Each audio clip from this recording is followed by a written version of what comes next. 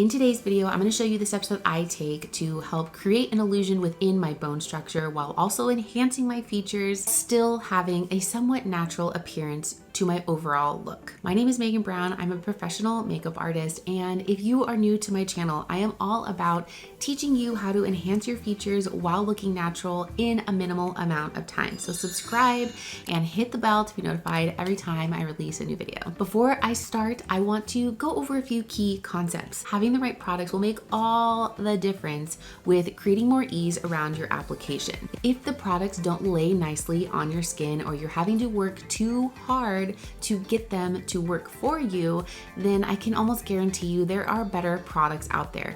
Placements of your products are extremely important. When you watch what steps I'm taking, take note of the techniques that I use and maybe the steps that I take, how long it takes me, versus copying of exact placement, because in order to enhance your features and create the illusion of a different bone structure with your bone structure, it's going to really come down to your specific placements. My next key concept would be organization. Organization is probably one of the first things that gets completely overlooked, and it's because it just doesn't really get talked about.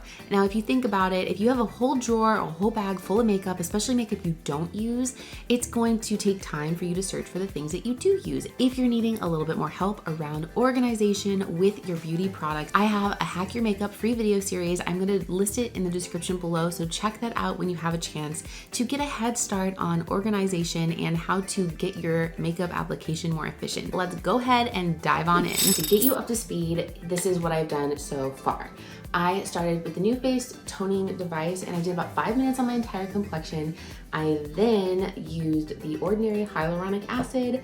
I followed it by Dermatology Day Cream, then the Root, the Girlfriend Skin Loving Glow Primer, and the Dior Forever Glow Veil. Once I was done prepping my skin at that point, I switched into using the Givenchy foundation, and I just have one color foundation on most of my complexion. I did try to avoid the eye area. I am going to be using the terminology highlight as in highlight and contour, and illuminator as in a illuminating product. A lot of times you're gonna hear people talk about illuminating products as a highlighter. For the sake of clarity throughout this video, I'm going to try to reference my highlight as in highlight and contour. The second thing I want to go over is this does not have to be in a particular order. So if you prefer to do your highlight first, or your bronzer first, or your contour first, take the steps and then mix them up to make them work for you. My basic prep is the same prep that I used in the Dewy Skin or Mature Skin makeup, so you can reference that video to get a more in-depth step-by-step of how I created dewy, radiant skin. Another disclaimer is that we are creating illusions with the bone structure that you currently have. We're not trying to completely change the way that your face looks. I specialize more in natural makeup applications. You can still have a glam look while looking like yourself versus feeling like you look like someone else. I'm gonna start with using a bronzer. I'm using the Danessa Myricks bronzer. I am blending it out with a wet beauty blender.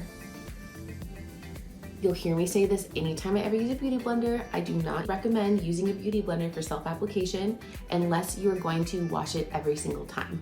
The reason why is because this is just gonna harbor bacteria from day to day, and if you don't wash it, you are going to possibly just be giving your skin future issues. When I'm using this sponge, I'm pushing and just slightly like lifting and pulling with this beauty blender to help blend this product and help it move around a little bit. So my forehead, I want to create the illusion that it is not so big. So I'm gonna go ahead and apply a little bit of bronzer to help give me a little bit of shape in this area. I also have a little bit more of a square shape that happens right here. So I like to just help minimize the appearance of how that looks. Your product decisions and your placements are gonna make the biggest difference here. So what is working for me may not be working for you and your specific features. I would like to swipe a little bit of bronzer onto my brow bone. This is a great trick, especially for anyone that has hooded lids, but if you have deep set eyes, don't do this trick. Okay, I now have a little bit of shape, I have a little bit of warmth. Next, I'm gonna jump into contouring.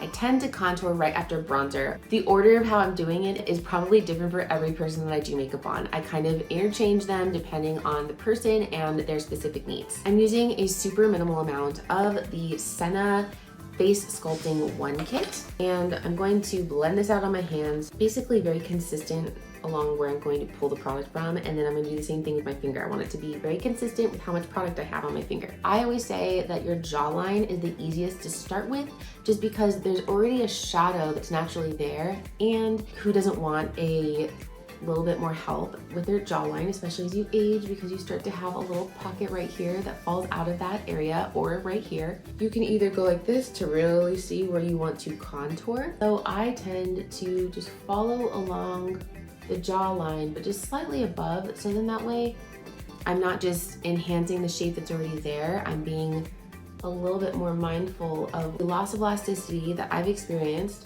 where that's hanging down a little bit more. And so I'll place my product on top of wherever I want that to push, which is right there, which on this side you can see a little bit of that pocket, right? So I'm gonna show you the difference with the two sides. And you just wanna make sure that you bring this down the neck. You don't wanna have any signs that you've contoured. That's the goal of contouring. If you can see the contour, it is too much. It needs to be a soft illusion that no one would be able to tell that you have on. Can you tell the difference? So let me look from this side, and let's look at this side.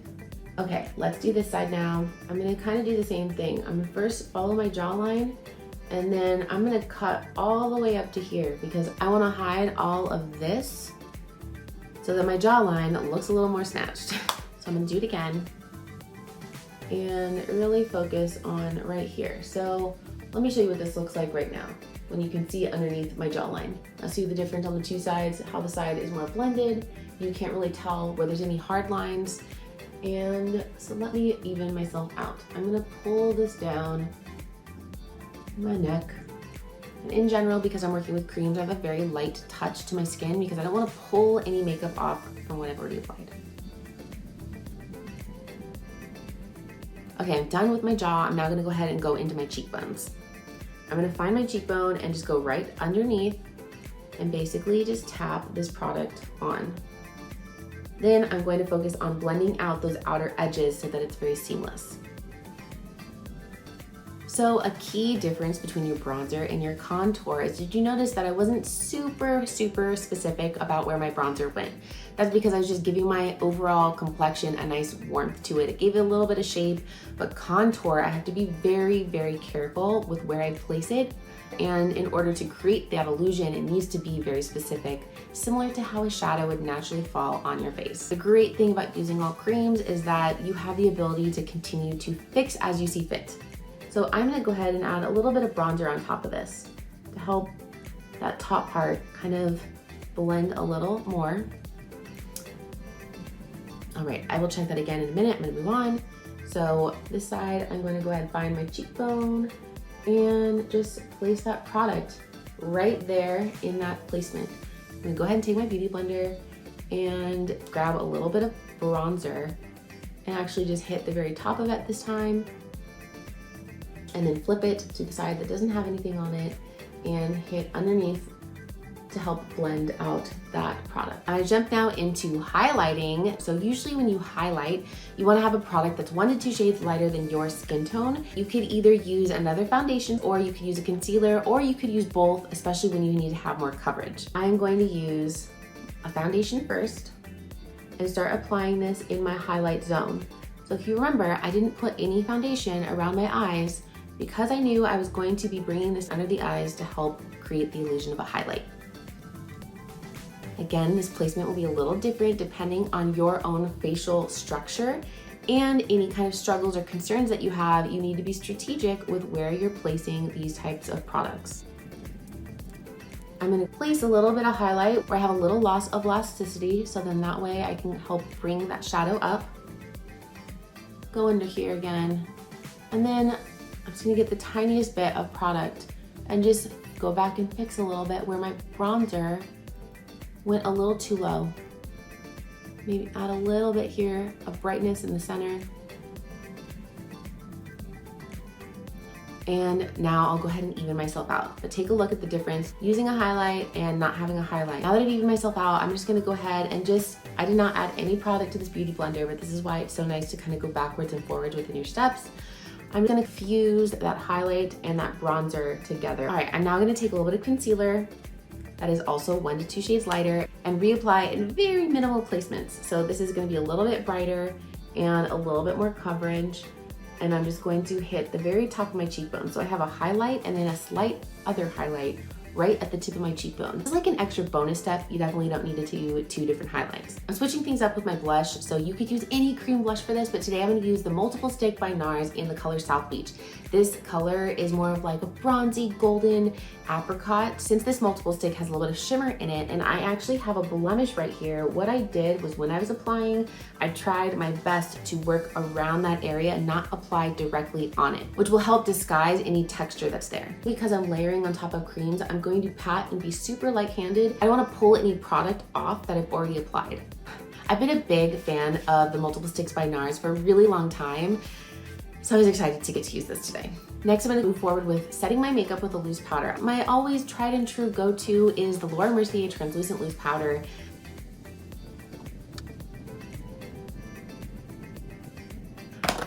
Okay, I'm done setting my makeup. The whole point of this step is longevity. Something I'm gonna do a little different today is using a illuminating cream on top of where I've already placed powder. Now, I need to be really careful about how I lay this down, which again, I'm just gonna go in with tapping. And it's definitely in my highlight color. So make sure that any shimmer that you're putting up here is, again, like 1 to 2 shades lighter than your skin tone. So that way you're still adding to the illusion of a higher cheekbone. Do the same thing on the other side.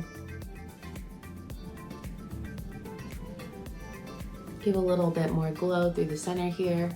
I'm gonna further enhance that shimmer I just applied with a powder shimmer. This is by Hourglass, and this is the Luminous Light. I'm going to go into the same exact placement that I just applied that other shimmer. Adding these steps are going to just further enhance creating illusions within your complexion. Finish my makeup, make that a completely separate topic that you can watch right here, and I will catch up with you in 1 second. I just finished my eyes and my brows. I put on a lip, and sometimes I like to wait to add my blush until the very end so that I can kind of tell what color I'm gonna go in with the lips. Now, this has kind of taken on a look of its own. I did not have this look planned at all, it just kind of happened. So what I'm gonna do is I'm actually going to apply a little bit of the Dolce Vita blush by NARS. Give my cheekbones a little bit more color. So I'm gonna go a little bit wider with this lighter color of blush, and then I'm gonna go ahead and take a tiny bit of Exhibit A, which is a bright red, and put it even, be a little bit more specific with where I apply that blush to get a little bit more pop out of the overall color without it being all over my cheeks. I'm gonna hit my skin with a little bit of setting spray because I feel like it's a little too matte for my personal preference. And this will help my makeup just look like it's been a little bit more lived in and not so fresh. Here is the full look with creating illusions. Every step that I did during Complexion was with the goal in mind of enhancing my own unique features and giving myself a little help where I need it, because we all need a little help within our complexion. I want to remind you, if you want to get good at creating illusions within your complexion, you have to practice. Like anything in life, if you want to get good at a skill, you have to put in the time to get better at it. And if you loved this breakdown, please let me know in the comments below. Like it, subscribe, share it with a friend. That all means the world to me. Thanks for watching, and I'll see you soon. This is the completed look in front of a window. It's overcast, natural lighting, but a little closer look at how everything reads.